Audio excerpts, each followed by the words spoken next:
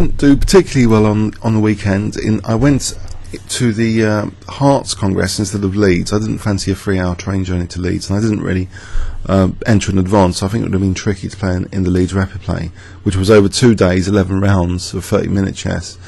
That does sound a lot of fun, but the Herts Congress, 5 rounds, more serious chess, and actually, after I did actually win my first round game, but in the second round, I believe, I played Fernandez, and there's a funny story here. Well, his brother was playing in the Open as well, rated at 159 ECF, and one of the cutmores was saying, was showing the game a lot of pawn moves, as though maybe he wasn't like 159, and his rating had been somehow lost in translation. Now, I was playing his older brother, so I think Daniel Fernandez, so and he's rated at like 216 or something. He's the highest rated player in the tournament, and he's only 16 years old. And you know, there was no indication really that he was a title player or anything. And I know this is no excuse, but I was thinking maybe, just maybe, you know, he's only about 170 ECF, and somehow they messed up this translation of ratings from a different federation or something. I actually seriously thought that. And now that has a bearing actually on the amount of risk sometimes, you know, that I want to take in the openings. But here I thought I could get away with playing my old pet system, which, you know, once upon a time I've beaten you know, FIDE master Dave Ledger in, and I've had some other interesting wins. So in this line, the French defence, knight c3. So perhaps the winner is always a solid variation anyway, but you can also choose the classical. It's a major option, which is knight f6. So this is going into a pet system. I've mentioned, I've played. You've obviously seen loads of blitz games in this line. The original inspiration, I was playing I Am Quillen once in a junior tournament, and I was playing white, and he played this idea that after d takes e4, knight takes e4. Okay, black's got solid options like knight d7, or even here that there's solid options. Just bishop e7, inviting still e5. The thing with that, you've got to be sort of prepared for something like this, which actually is quite dangerous. Susan Alec beat Simon Williams in the British Championship, I think, with this, the Alekhine Chattard Gambit system. So there's dangerous things lurking behind dynamic weapons for white from this position with bishop e7. So d takes e4. There's obviously solid stuff.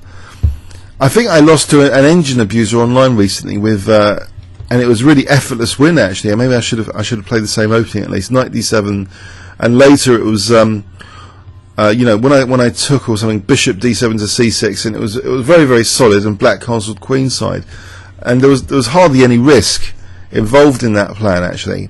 So maybe these little things should be investigated anyway, even if you played an engine opponent somewhere online, but they played a good opening. Maybe it's worth of trying that opening out. But here, so this is the old pet system: bishop e2, the Byrne variation, the Morozevich line. So bishop takes f6, and g takes f6. Okay. Now you could argue, is it a case of potentially losing trump cards? That I'm getting this potential g file pressure. I've got the 2 bishops, and you know, I've even played this and lost against Nigel Short in a simul. And in fact, Nigel Short may have played this system as black. And I thought Alf Andersson, the Grandmaster, I think from Sweden, might have been playing this system in the past. So I thought there was some credibility as well, generally in the past. The one point now coming up though, and I have been also smashed horrifically in another game in Southend in a later year from when I beat Ledger by a FIDE master, which unfortunately I don't think I video annotated. I wish I did now, because these are very good points of learning reference. One of the points now after b6 is, in the past people were playing check for some reason, as though c6 was a big deal. But really, I want to play c6 because it holds up the d5 break if white later plays c4 for the d5 break, which would fracture black's pawn structure. But now players are improving. Well, for me, it seems an improvement just to play bishop c4. Still reserving the idea that if I'm aiming to castle queenside, later the two bishops could be taken from black with bishop a6 if white is going to castle queenside. So bishop b7, queen e2, c6, and now I move knight g3, and all of a sudden, actually, even though supposedly this is my pet line, I'm faced here with this bishop e6 sack, and it's a little bit of a concern even in this position. And there's also, of course, other concerns maybe on the horizon, like knight f5s.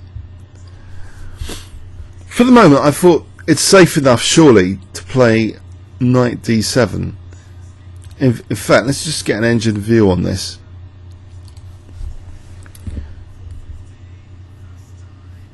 Actually, Engine's giving castles on knight d7. Okay, so knight d7.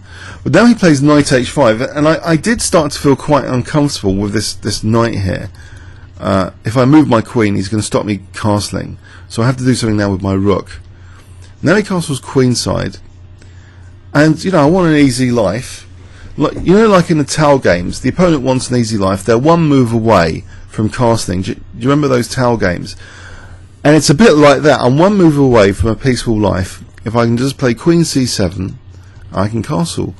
I can look in comfort at my two bishops at the semi-open g file. The pet would be quite healthy here, the pet system.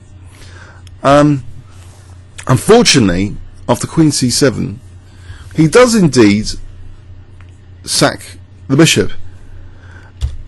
And now I'm thinking, is this opening actually really dodgy, that this bishop sack can be so effective? Because this seems this is much more aggressive than the Nigel Short symbol. This is a highly Tau-like continuation, which is good because the Tau Memorial's on. Maybe everyone should be playing like Tau right now, given the Tau Memorial is on. So great Tau points to my opponent for this bishop sack. And from an engine point of view, what does the engine think of this? It actually thinks, for the moment, and it changes its mind here. You see it changes its mind. That now white's slightly better after the bishop sack. White's slightly better. It's justified. I didn't probably play the best defense, king f8. So we have here a very uncomfortable position where I haven't even managed to castle with my so-called pet system. So this is why I'm thinking, to study a player like Aronian or something, someone with a very solid opening repertoire with black, and just try and imitate, say, Aronian. I don't know if that's totally in my style, but I don't think this is too pleasant to have a position like this to defend. So I play king f8, and now the pressure is just building. All of white's pieces. It's like playing Tau now. All of white's pieces are very active and good. I was thinking, actually, maybe he is worth his 2-1-6 or whatever ECF rating. Maybe they didn't get his rating wrong. Maybe his brother just played a bad game in that game against Cutmore. So, and in the first round, he seemed to, have a hard game against, I think, Lexton. So I was sort of still thinking, maybe he is like 170 strength. Maybe he's just accidentally playing a string of good, attacking moves. Okay, so rook e8, and the idea here is that I can maybe play queen d6 soon. He plays queen e3 actually, and now I play rook g6 to parry against that queen h6 threat. Knight h4, and it starts to look quite unpleasant because the knights are coming in now. Rook g5, and now knight f4, threatening really nasty check, family fork check. So I'm going to have to lose the exchange. So it's the material balance is changing here, But he doesn't actually play knight takes g5, which I thought would give me some relief, because if I can take and he plays knight f5, I can get away with queen f4, because my king and rook are protecting e7. Let's have a quick look at that, a conception. So knight takes g5. I thought this was going to be fine, but I guess it might not be, because it's such a tricky position. Knight f5, apparently even this is better for white. Queen f4. Yeah, there's an evil tactic even here. Queen takes, rook takes, knight d6, picking up the bishop there. Oh, white's only slightly better here though, apparently. So, okay, so the conception nearly works, that this would nearly be offering up the exchange here with rook g5 would be okay.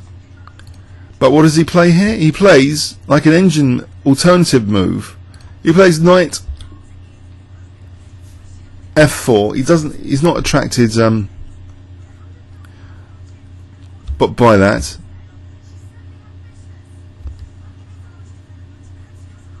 So, sorry, let's just go back to the position here. Sorry, he plays not knight f4, knight f5, which, okay, so this is really like playing tower. I didn't know what is going on here.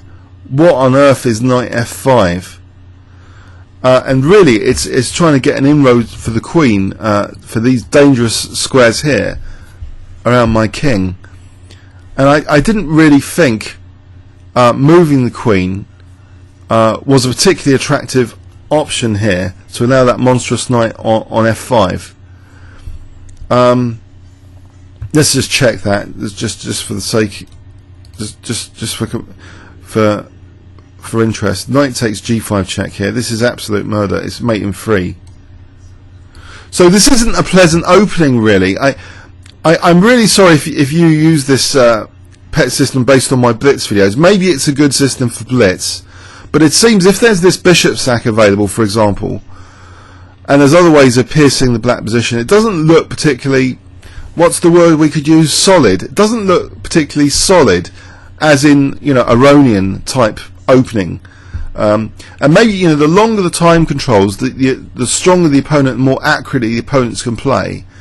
And if they reach a position which is crushing, they're really going to just win, and there's nothing you can do about it. In blitz, maybe you can win on time. Maybe the need for them to play accurately to justify a sack might mean you get time advantage.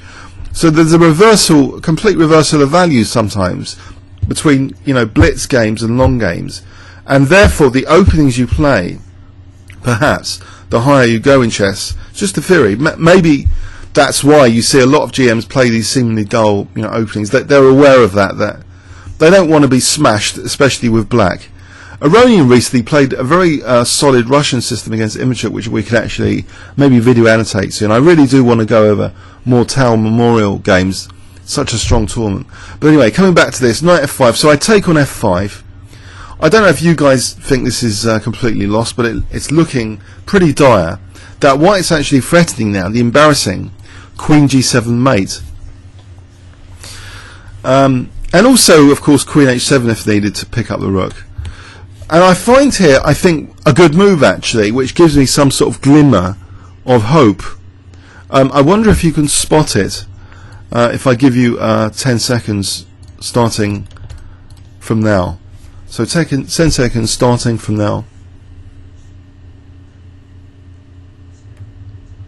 Okay, I played knight e5. So this means that this queen g7 isn't mate. That's good news, that I can actually take the knight legally. And he actually does play queen takes h7. So king takes, and now d takes e5. And now here, he thought actually I might be okay with queen c5 in postmortem, but really, white, although white is 2 bishops down, queen c5. I think this was the line. Whoops, this was the line he was checking out, because the idea is to protect the rook. So if the discover check, which looks really nasty, the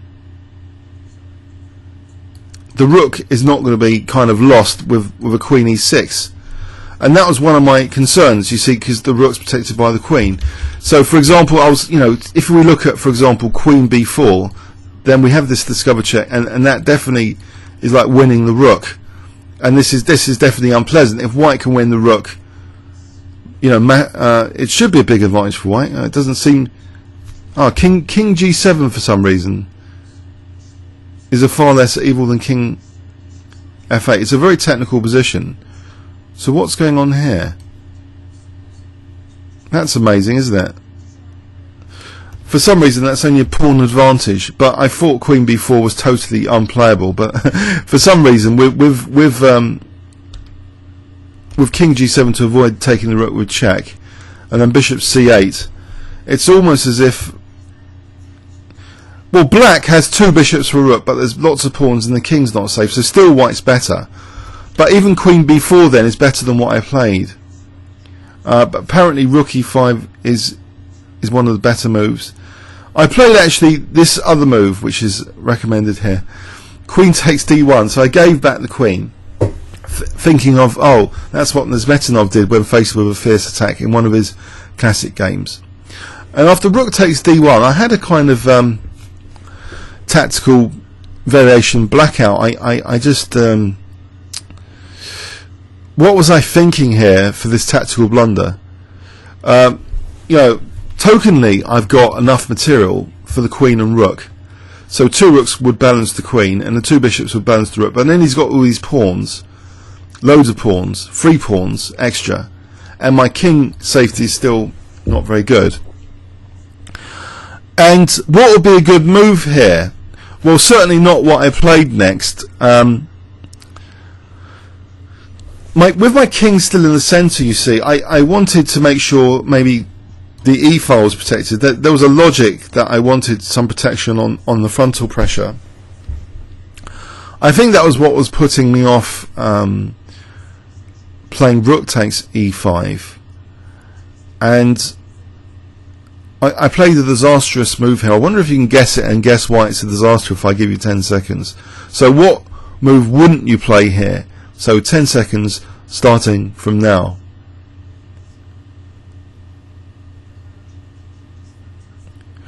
Okay, what move wouldn't you play? Interesting twist. F takes E is what I played, and that's what you shouldn't play, because now, can you spot it?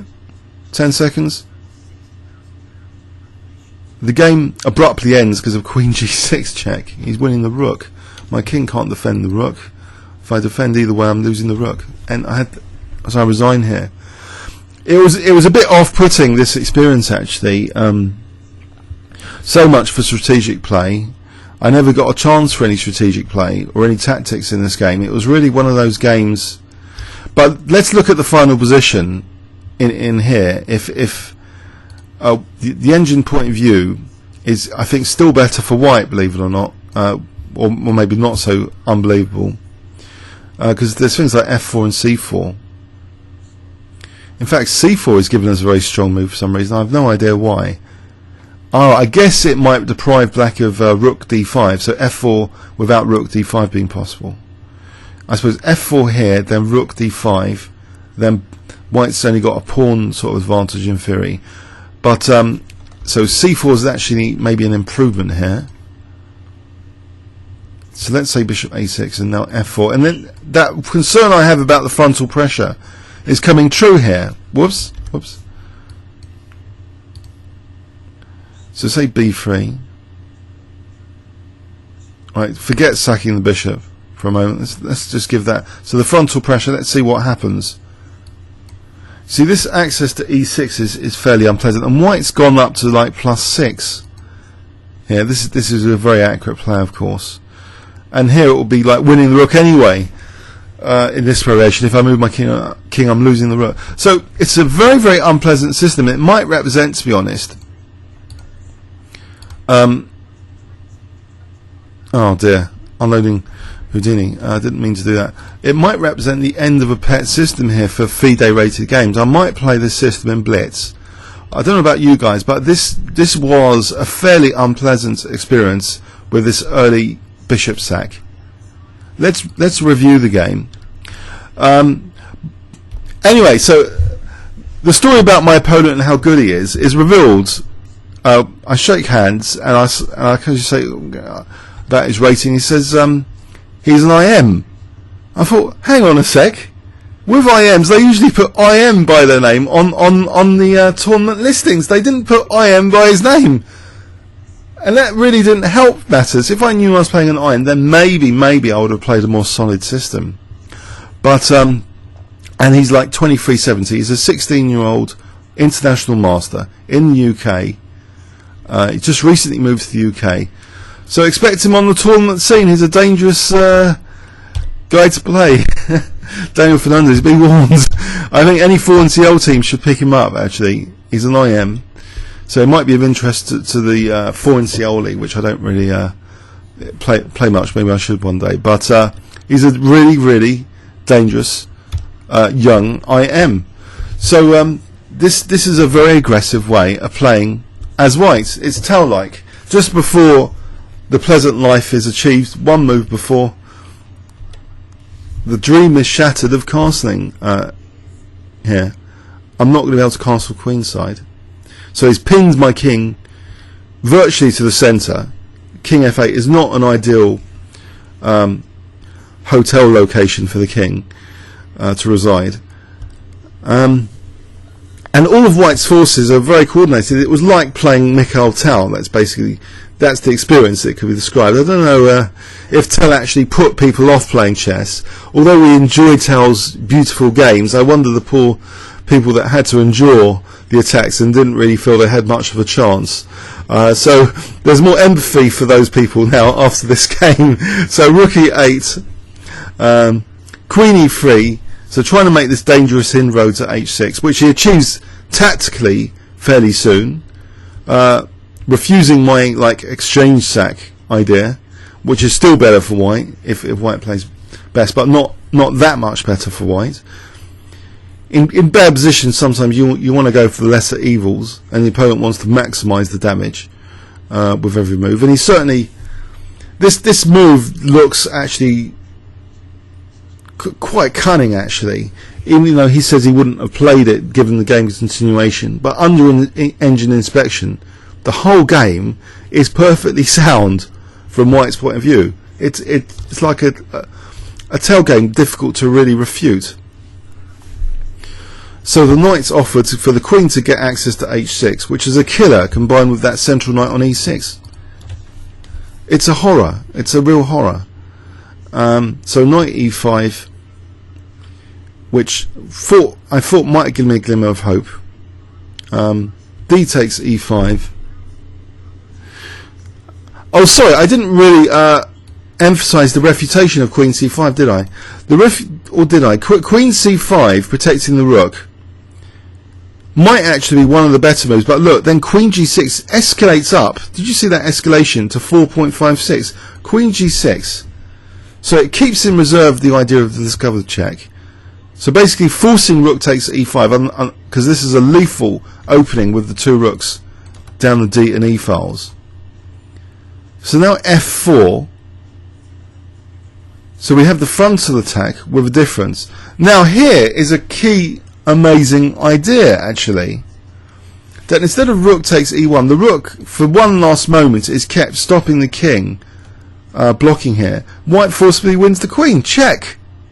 If queen takes, then check, winning the queen. So the queen has to be sacrificed with queen e5. So it's queen, and it's not even going to be versus the two rooks, I think, because the queens are eyeing the poor e8 rook again. So it's queen versus two all over. So much for that defence with queen c5. And it was quite funny. I was philosophising this without engine checking the game. Because of his recommendation that this might actually be saving black. I started philosophising this.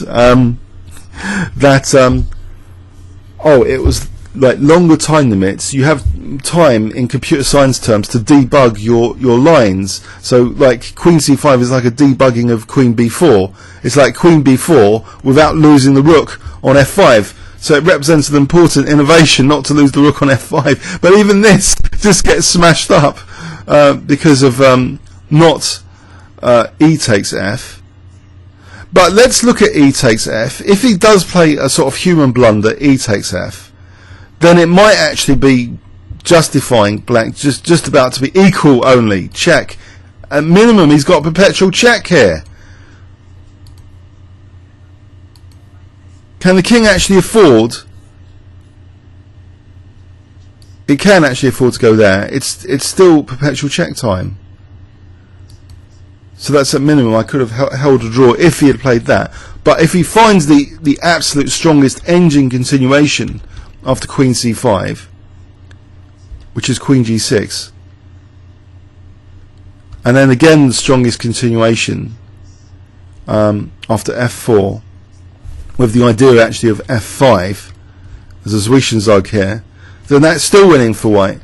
So I hope Daniel finds this analysis interesting, that actually his entire game seems to be completely sound. So congrats to him. We might be seeing how he later lost to my good friend Paul, who actually won the tournament over the weekend, Paul Georgiou, who I keep saying should be an FM. Really, FIDE should just give him the FM title. He's so good. He's so effective in these. He's beaten so many IMs throughout his career. He's even beaten David Bronstein. He should be an FM, Paul Georgiou. So later today we might be hearing his annotation of the game he had with white against Daniel Fernandez. So I hope you enjoyed this one. It was one of my horrors on the weekend. I thought I should share with you. There's some question marks about this line, to be honest. I would say maybe it's just a blitz weapon. You know, like those traps are blitz, good for blitz. A lot of the traps you can play for.Maybe this is a little bit of a trappy opening, that if you do get to castle queenside, and especially the opponent castles kingside, you're going to get good g-file prospects. But if the opponent decides to play like Tau, you could be in serious trouble, and you could regret not playing like Aronian. Comments or questions on YouTube? Thanks very much.